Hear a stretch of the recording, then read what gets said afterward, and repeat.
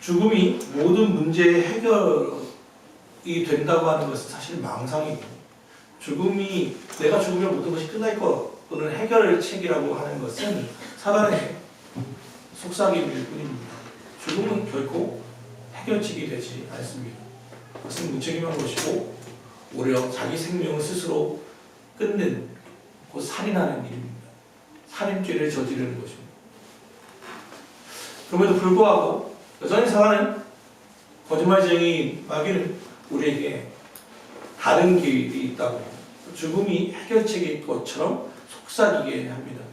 그리고 또 유명한 사람들이 이러이러한 길을 떠났으니까 너도 그 길을 가라고 이야기하죠. 그때 사랑하는 여러분, 그 속삭임을 주 예수의 이름으로 물리치시기를 바랍니다. 결코 그렇지 않습니다. 왜냐하면 우리는 이 땅이 끝나는 것이 아니라 다음 세상이 있음을 알기 때문에 그렇습니다. 죽음 이후에 모든 것이 끝난다면야 무슨 문제가 되겠습니까? 그런데 그 다음 세상에 심판주이신 그분을 만나게 될 것입니다. 그러면 우리는 우리 살인죄에 대한 대가를 치러야 합니다. 거기서 왜 너는 너를 죽였느냐는 그 질문 앞에 서게 될 것입니다. 그러므로 아무리 어렵고 힘들어도 이 자리를 지켜내야만 합니다. 우리 하나님께서 우리에게 부어주신 생명은 소중하게 여겨야만 하는 것이죠. 사실 많은 사람들이 왜 그러면 자기 스스로의 생명을 끊습니까? 용기가 없기 때문에 그렇습니다. 이 땅을 살아갈 수 있는 자신이 없기 때문이죠. 이곳으로부터 잠깐이라도 떠나서 평안을 누리고 싶어 합니다. 그것이 가장 최종적인 형태로 그렇게 나타나게 되는 거죠. 왜 그런 것을 이해하지 못하겠습니까? 우리도 스스로가 싫고 절망스럽고 부끄럽고 고통스럽고 모든 것을 놓고 싶은 유혹이 왜 없었겠습니까? 때로는 모든 것이 허탈하게 느껴지지 않을 때가, 모든 것이 허탈하게 느껴질 때가 있지 않습니까? 그럼에도 불구하고 우리는 용기를 내어서 살아가야만 합니다. 오늘 말씀에 나타나는 베드로와 요한이라고 하는 사람들 혹시 아십니까? 그들은 처음부터 의로웠던 사람입니까? 그들은 처음부터 용감했던 사람입니까? 그렇지 않습니다. 아시는 것처럼 베드로는 성격이 다혈질이라는 것을 알고 계시지만 요한도 만만치 않은 다혈질이었습니다. 그의 별명은 우레의 아들이라고 했습니다. 우레가 천둥이잖아요. 천둥의 아들이라는 말이 뭐예요? 조용히 하는 게 아니라 가끔 구르르 쾅쾅 할 때가 있다는 거예요. 그러니까 이 사람도, 요한도 사실 알고 보면 무척 다혈질적이었던 사람 같아 보여요. 그런데 이 사람의 별명이 뭔지 알아요? 사랑의 사도예요, 나중에. 요한복음, 요한일서, 요한이서, 3서, 요한계시록까지 다 쓰신 분이 바로 사도 요한인데, 처음에 청년 때는 막 우레의 아들처럼 막 그랬던 사람인데, 복음서에 이런 일이 나타나거든요. 예수님을 따라가다가 예수님을 믿지 않는 제자가 아닌데 예수님 이름으로 병을 고치고 하는 것을 보면서 사도 요한이 뭐라고 한 줄 알아요? 하나님 저들 다 죽일까요? 예수님 쟤네 다 죽여버리시죠? 했단 말이에요. 그만큼 그 성격 과열질이었고 사랑이라고 하는 사람이 없었어요. 그런데 요한일서나 요한복음 보세요. 제일 많이 나오는 단어가 사랑이에요. 그 성품이 완전히 변화됐거든요. 처음부터 그랬던 사람이 아니란 말이에요. 베드로나 요한은 용감이다 사람이 아니에요. 제일 베드로 하면 제일 많이 나타나는 사건이 뭡니까? 예수님 3번 부인한 사건. 스승 앞에서, 계집종 앞에서 나 저 사람 모른다고. 내가 저 사람 알면 내가 죽어 마땅하다고. 그게 어떻게 용감한 모습입니까? 오히려 비겁한 사람이 아닙니까? 예수님 스승 제자 바로 자기 말로는 함께 하겠다고 하더니 병사들이 쳐들어 오니까 예수님 잡으러 오니까 다 도망쳤던 사람이 바로 이 베드로가 아닙니까? 그는 절대로 용감한 사람이 아닙니다. 그런데 오늘 말씀을 보면 이 베드로와 요한이 무척 용감하게 나타납니다. 이 사건의 배경은 그렇습니다. 베드로와 요한이 정기적으로 성전에 올라가서 기도하는 시간이었습니다. 기도하러 올라가는데 마침 안진뱅이 거지가 한 위문이라고 하는 곳에 앉아있다가 베드로와 요한이 지나가니까 막 쳐다봤던 거예요. 눈이 마주쳤어요. 여러분 그때 눈을 마주치면 되게 뻘쭘한 거 아시죠? 계속 뭘 주지 않을까 하면서 계속 쳐다보니까 베드로가 봤어요. 못 가고 가서 이런 얘기를 해요. 네가 바라는 건 은과 금일 텐데 우리에게는 은과 금이 없거니와 우리에게 있는 것을 내게 준다. 뭐가 있어요? 나사렛 예수 그리스도 이름으로 일어나 걸으라 하고 그를 잡고 일으켜 세웠더니 그의 발목에 힘이 생기고 다리에 힘이 생기더니 그가 일어났어요. 그리고 걷고 뛰고 찬양했어요. 그의 나이가 40세였다라고 얘기하죠. 그래서 그런 일이 벌어지니까 사람들이 대단한 이게 무슨 일인가? 베드로와 요한을 주목하기 시작했어요. 그랬더니 베드로가 뜻밖의 설교가 시작된 거예요. 왜 우리를 주목하느냐? 우리의 능력으로 이를 사람을 일으킨 게 아니라 너희들이 버린 예수 그리스도 그분의 이름이 능력이 있다. 그분이 이를 일으켜 세웠다라고 자랑하기 시작했어요. 그리고 아시는 것처럼 그 설교를 들은 5천여 명이 주 예수께 나오게 되는 엄청난 일이 벌어진 거예요. 그래서 예루살렘에서는 난리가 났죠. 공회에서는. 왜요? 불과 며칠 전 불과 한 2달 전쯤 예수님을 십자가에 못 박아 죽였던 이들이 바로 이 공회의 사람들인데 바로 자기가 죽인 살인자 예수의 이름으로 이런 표적이 일어났으니까 얼마나 큰일이 일어났겠습니까? 자기의 권위와 기득권이 무너지는 것이 아닙니까? 그래서 어떻게 합니까? 사람들이 예수 믿는 사람들 잡아다가 가두고 고문하고 하지 말라고 윽박지르는 것입니다. 그러다가 나중에는 드디어 이 베드로와 요한까지 잡아놨습니다. 그 니네가 무슨 권세로 복음을 전하느냐? 너희들이 무슨 권세로 누구의 이름으로 이 사람을 고치느냐라고 얘기하니까 베드로와 요한이 얘기하는 거죠. 이 고친 게 나쁜 일입니까? 선한 것이 아닙니까? 그러면서 막 얘기하니까 말이 맞단 말이에요. 논리가 안 되니까 뭐라고 말해요? 너 다시는 예수의 이름으로 말하지 마라! 라고 얘기하니까 뭐라고 말합니까? 오늘 19절이에요. 오늘 19절 말씀이 이렇게 얘기하죠. 18, 19절 같이 읽었고요. 18, 19절 시작. 그들을 불러 경고하여 도무지 예수의 이름으로 말하지 말고 말하지도 말라 하니 베드로 요한이 대답하여 이르되 하나님 앞에서 너희의 말을 듣는 것이 하나님의 말씀을 듣는 것보다 옳은가 판단하라. 여기서 하나님 앞에서라는 말이 나오죠.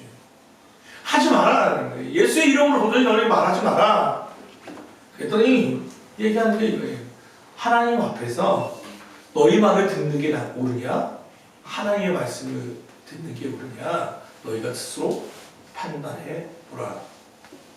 오늘 거기서 오늘 설교 제목인 바로 하나님 앞에서 코람데오라는 말이 나오게 된 거예요. 사실 이보다 얼마나 이 베드로와 요한이 용감합니까? 그러면 이 베드로와 요한을 앞서 말한 것처럼 이 나약했던 사람들이거든요. 그리고 또 왜 어디서 갑자기 이런 용기가 생겼냐는 거죠. 우리도 보통 여러분 용감할 때가 있죠. 여러분의 용기는 어디서 나옵니까? 첫 번째는 무식하면 용감합니다. 무지에서 올 때, 아무것도 모를 때 용감합니다. 그렇죠? 두 번째는 본성이 원래 용감한 사람들이 있어요. 원래 용감한 사람들이 있어요. 그냥 성격 자체가 용감한 사람이 있어요. 세 번째는 지식에서 오는 용감함이 있어요. 지식에서 아는 것에서 오는 용감함. 근데 가장 중요한 건 뭐냐면 믿음에서 오는 용기예요. 자, 예전에 혹시 그런 공공청 훈련 같은 거 할 때 기억나시는지 모르겠어요. 이런 난간 같은 데서 이렇게 뒤에 서라고 하고는 이렇게 넘어지라고 하잖아요. 그리고 사람들이 다 뒤에 서 있잖아요. 자, 이 사람들 믿고 자 넘어져 보세요 하잖아요. 여러분 잘 넘어지세요? 되게 못합니다. 자, 보세요. 지식은 뭐냐면 이 사람들이 나를 받아줄 거라는 거 알아요. 나를 잡아줄 거라는 거 알아요. 알죠? 지식이에요. 그런데 넘어지는 데까지는 되게 힘들어요. 거기에 뭐가 있어야 하면 결단과 믿음이 있어야 돼요. 이 사람들이 힘이 나를 받쳐줄 것이고 실수하지 않을 거라는 것. 그것들을 가지고 있어야만 뒤로 내 몸을 맡길 수 있어요. 그래서 가장 중요한 용기는 어디서 오냐면 사실 믿음에서 와요. 믿음에서. 아는 것만으로는 충분하지 않다는 거예요. 유퀴즈 언더블럭인가? 얼마 전에 그 국립과학수사원 한 거 참 재밌게 봤어요. 보면서 거기 보니까 거기서 그곳에서 일하시는 분들의 직업병이 있더라고요. 안전 예민증. 절대로 강화 유리에서 뛰면 안 된다, 깨진다. 뭐 이런 것들. 소화기 위치는 어디인지, 탈출 위치는 어디인지 뭐 본다고. 그래서 안전 절대로 그러면 뭐죠? 이 코드는 전기 코드는 다 뽑고 다닌다고. 그러니까 이분들은 죽음을 계속 죽음과 같이 살다 보니까 사람은 다양한 방법으로 죽고 사소한 걸로 죽고 그러니까 뭐예요? 이분들은 안전에 대해서 예민하다는 거예요.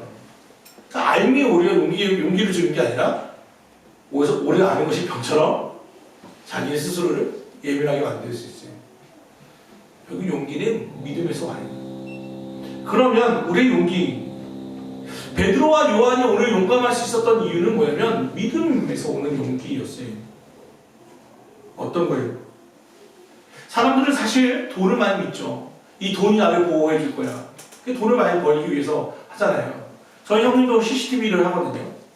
처음 하실 때 10년쯤 됐는데 그때 제가 그런 얘기를 한 적이 있어요. 형님한테. 형 사업 아이템 잘 잡았다. 말세로 갈수록 보안, 그 다음에 안전에 대한 욕구가 더 세질 거다. 강해질 거다. CCTV 시장은 커질 거다라고 10몇 년 전에 제가 예언했다는 것이 아닙니까? 그리고 실제로 시장은 커졌어요. 근데 문제는 대기업이 들어와가지고 중소기업은 시기 어렵더라고요. 근데 사람은 시간이 지날수록 자기 재산에 대한 욕구가 커지고 그걸 지키려고 하거든요. 그런데 돈이 우리를 지킬 수 있을까? 아니요. 돈은 우리를 보호할 수 없습니다. 어떤 사람은 권력이 나를 보호해 줄 것처럼 여기죠. 근데 아시는 것처럼 우리 이번에 요즘 미국 대통령 선거를 보면 여전히 그런 얘기 분석들이 나오죠. 트럼프 대통령이 선거를 패배를 이야기하지 못하는 이유 중에 가장 크게 나오는 이유는 그가 대통령에서 내려온 이후에 감옥에 갈 것에 대한 두려움이다 라는 것들이 많이 나타나고 있죠. 권력이 있을 때나 그렇지 내려오면 어떻게 될지 모르고요. 특별히 또 권력을 잡고 있다 하더라도 우리도 아는 것처럼 권력을 잡기 위해 청문회 나왔다가 그의 인생이 다 드러나고 망신을 당하고 나갈 때가 얼마나 많은지, 또 장관의 위치에 올라가더라도 또 대통령의 위치에 올라가더라도 탄핵당하기도 하고, 또는 바로 며칠치 못해서 최단시간에 그의 목숨이 그의 자리가 날아가기도 하고. 권력은 우리를 보호해주지 못해요. 어떤 사람은 또 사람을 믿죠. 이 사람이 만약에 줄을 대면 될 것 같다.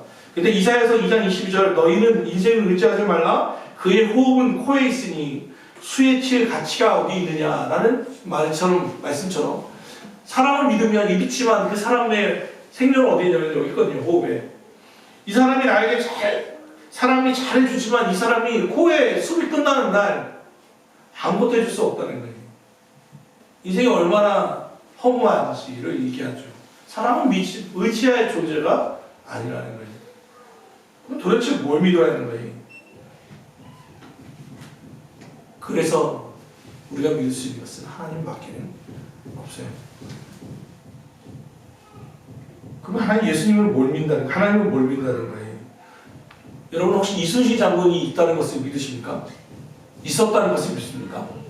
아십니까? 믿습니까? 알고 믿습니까? 그러면 또 물어볼까요? 이순신 장군은 어떻게 죽었습니까? 네? 나의 죽음을 알리지 않았기 때문에 아무도 모릅니까? 노량진 해전에서 다 돌아가셨습니까? 저는 국사학을 전공했습니다. 정사는 그렇습니다. 노량진 해전에서 죽은 것으로 보입니다. 그런데 거기에만 학설이 3개입니다.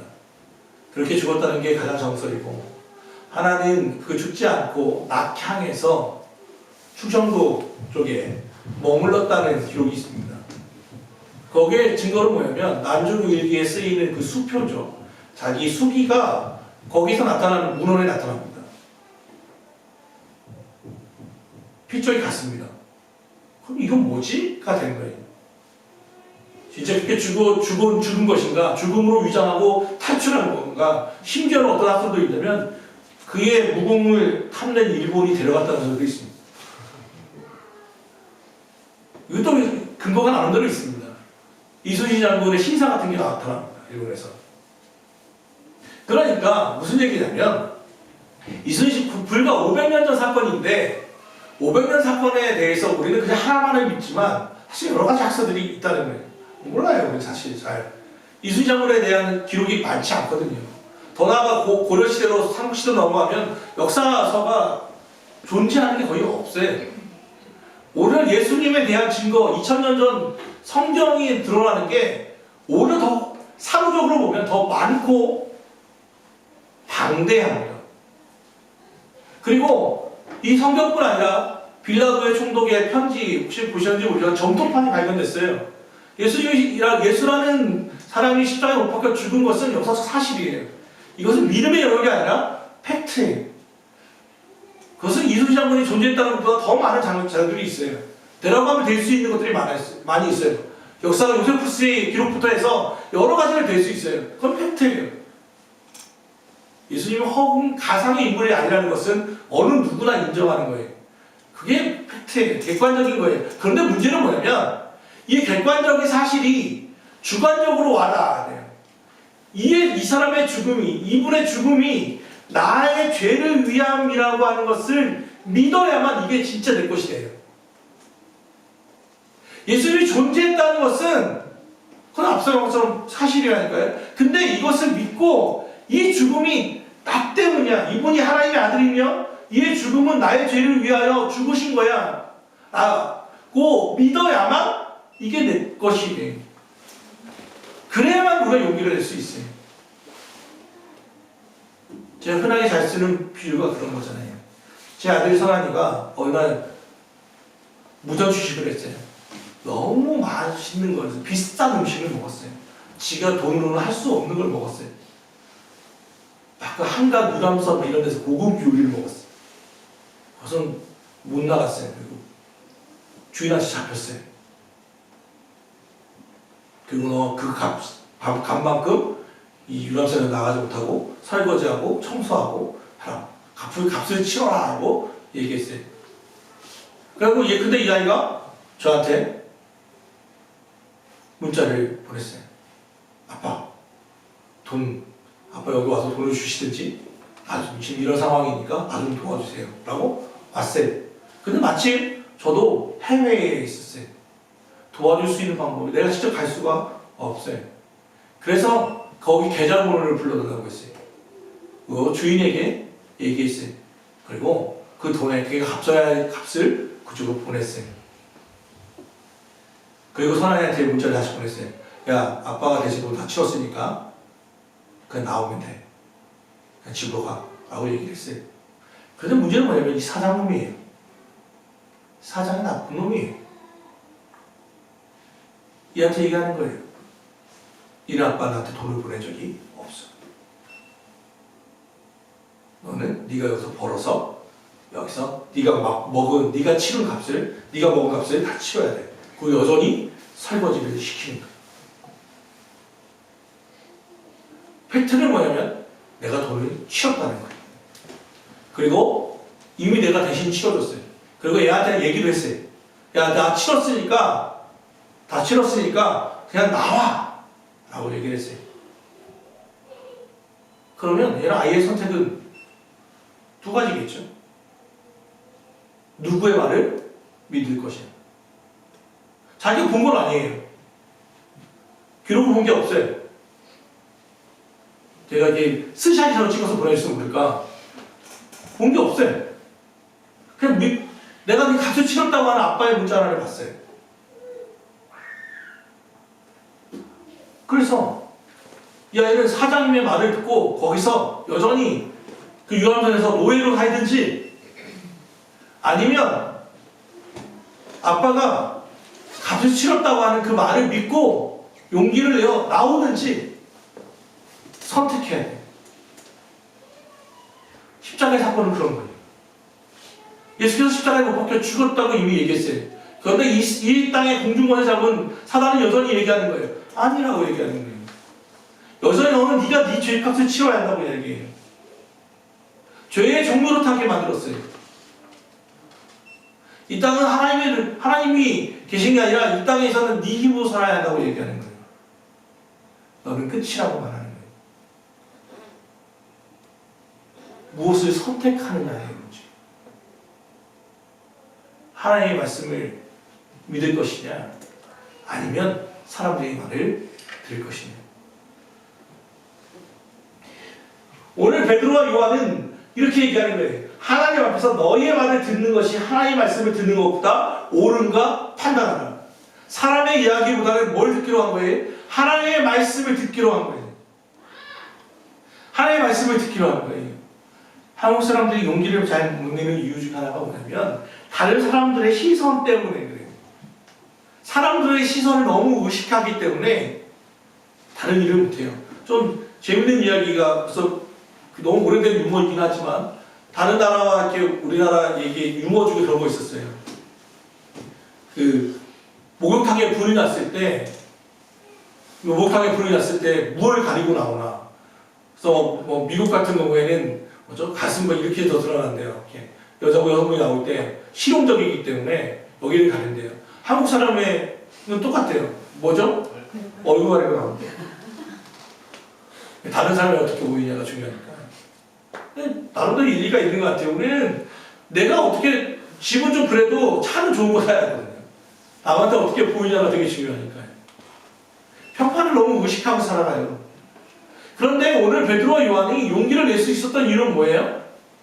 사람들의 시선이 아니라 보이지 않지만 믿음으로 내가 하나님 앞에서 하나님의 시선을 더 신경 썼기 때문에 이 하나님 앞에서라는 말이 어디서 나오냐면 창세기에 처음 나타나요. 누구 때? 요셉 때.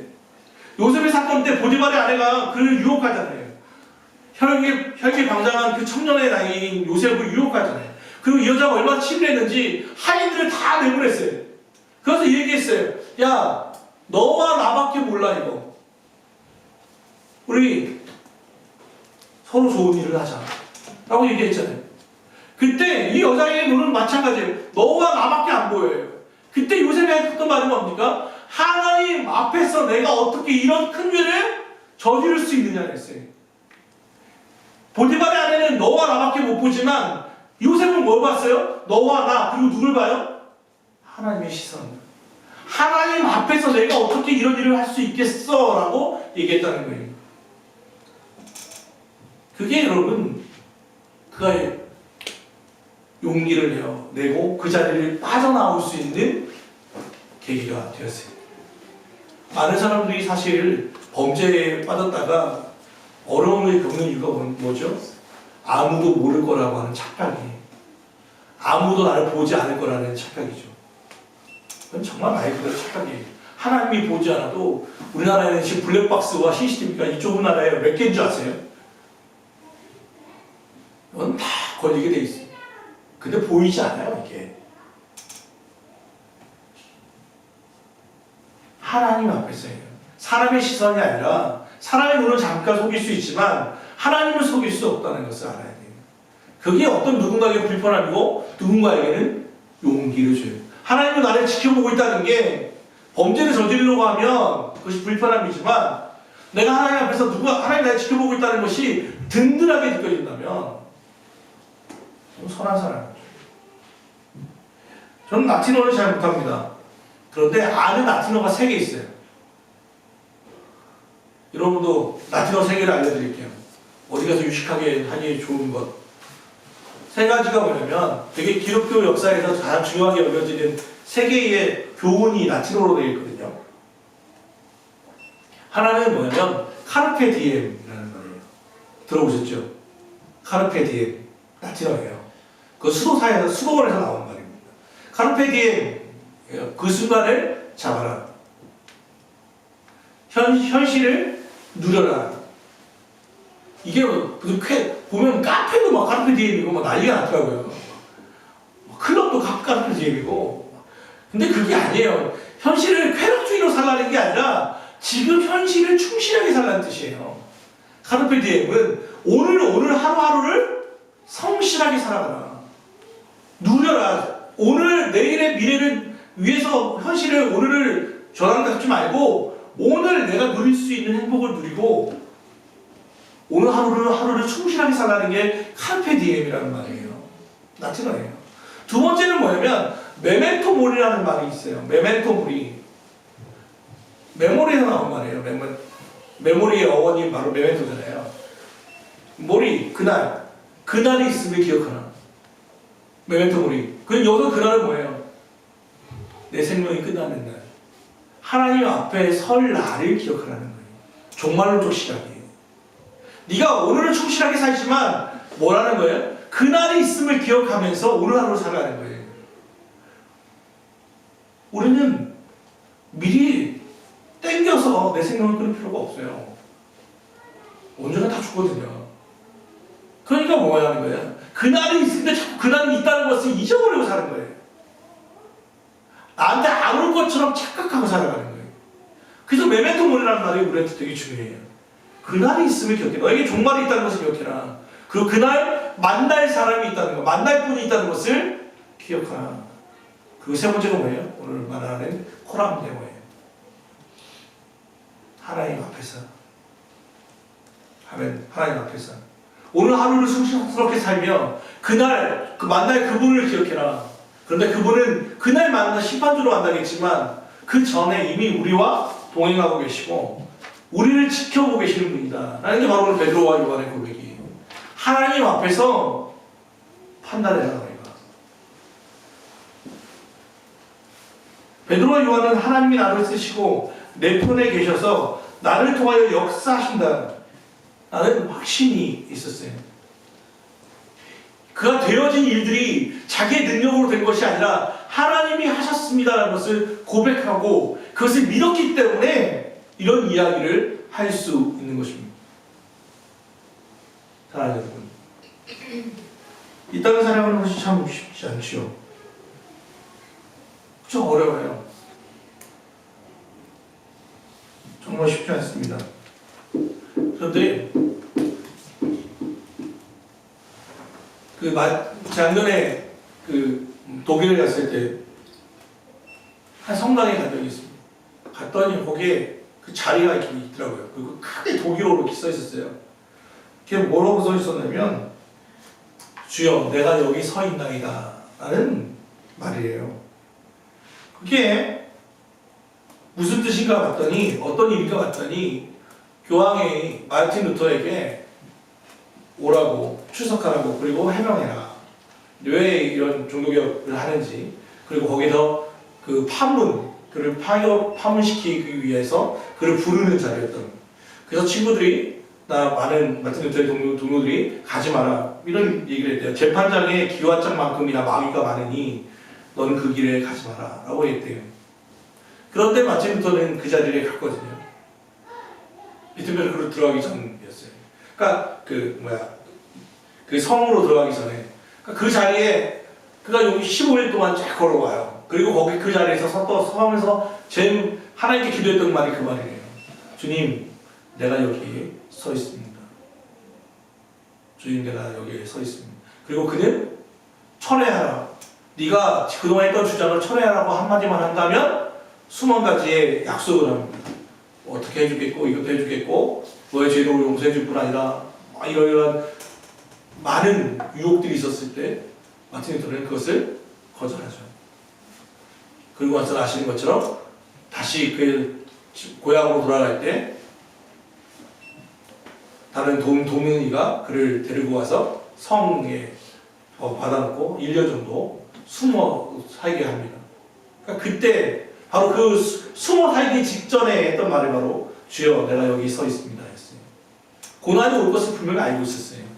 내가 이렇게 말하면 어려움이 찾아올 거라는 것을, 자기 생명이 위협하다는 것을 알고 있었어요. 그런데 그가 했던 고백이 뭐였냐면 주님 내가 여기 서 있었습니다. 오늘 이 말씀을 보면서 그 장면이 떠오르는 거예요. 요즘 예배 드리는 거 앞서 처음 기도하면서 얘기했지만 용감해야 나와요. 용기를 내어야만 해요. 예배 드리는 것조차도. 다른 사람에게 내가 교회 다닙니다 얘기하는 게 용감해야 돼요. 저도 막 주일날 성경 읽고 올 때마다 엘리베이터 사람들이 자꾸 날 쳐다봐요. 이거 가려야 하나? 이러고 목도리를 해야 하나? 참 예수님을 믿는다는 게 어려운 시대에 살아가고 있습니다. 또 누군가를 만난다는 게 쉽지 않아요. 누구네 집에 가는 것도 쉽지 않고요. 정말 어려운 시대에 살아가고 있어요. 그럼 오늘 성경은 우리에게 얘기해요. 용기를 내라고 말이죠. 용감하라고 말합니다. 섣부른 신념에서 내가 스스로를 믿는 신념에서 나오는 게 아니에요. 용기는 믿음에서 나옵니다. 결과가 선하지 않더라도 나는 오늘 하루하루를 카르페 충성스럽게 살면 하나님께서 합력하여 선을 이루실 거야. 나는 믿음으로 한 걸음 한 걸음 살아갑니다. 제가 농담하면서 그런 얘기 있어요. 코로나에 걸려도 우리 교회는 안전하다. 왜 그러냐면, 왜 그러잖아요. 그 교회가 이렇게 뭐죠? 이렇게 코로나 이렇게 하면은 막 방송에 막 난리가 나잖아요. 막 어느 교회, 뭐 어디에 있는 교회 또 발발 막 나올 거 아니에요. 근데 내가 그 농담을 하는 말이 그거예요. 우리 교회는 괜찮아. 파주에서 혹시나 발발하면 뉴스가 이렇게 뜰 거 아니야. 파주 가까운 교회, 그러면 이게 교회 이름인지 모를 거야.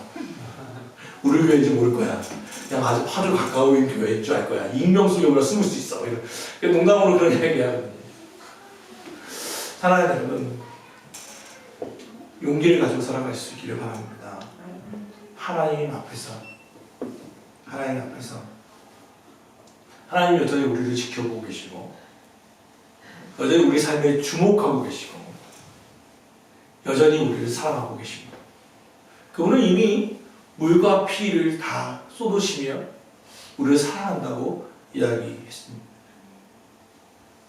이제는 우리의 선택입니다. 이 말씀을 믿고 용기를 내어 하루하루 다시 살아갈 것이냐, 아니면 남처럼 두려워하며 살 것이냐. 그러나 오해하지 마십시오.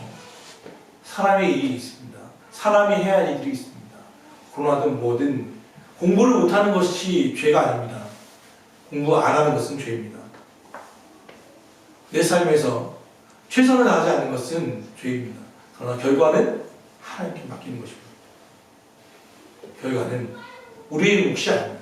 과정은 그러나 그것은 우리의 몫입니다. 오늘 말씀을 정리합시다. 베드로와 요한은 처음부터 의로웠던 사람도 용감했던 사람도 아닙니다. 그러나 그들은 예수 그리스도의 십자가와 부활을 보면서 변화되었습니다. 하나님의 부활을 특별히 부활 사건이 그에게 결정적이었습니다. 보이는 세상이 전부가 아니라는 것을 그들은 깨달았습니다. 죽음 이후에도 다시 살아날 수 있다는 것을 믿고 세상이 감당할 수 없는 사람이 되어버렸습니다. 성경은 그것을 증거하고 있습니다. 히브리서 11장은 그 믿음의 사람들의 이름을 나열하고 있습니다. 수많은 증거들을 나타내고 있습니다. 그리고 우리에게 묻습니다. 너희는 누구 앞에 서느냐? 하나님, 사람 앞에서가 아니라 하나님 앞에서 용감하게 용기를 내어 살아가는 저와 여러분 되기를 주 예수 그리스도로 축원합니다. 기도하겠습니다. 사랑하는 하나님, 오늘 주의 말씀을 기억합니다. 오늘 베드로와 요한의 모습을 보면서 하나님,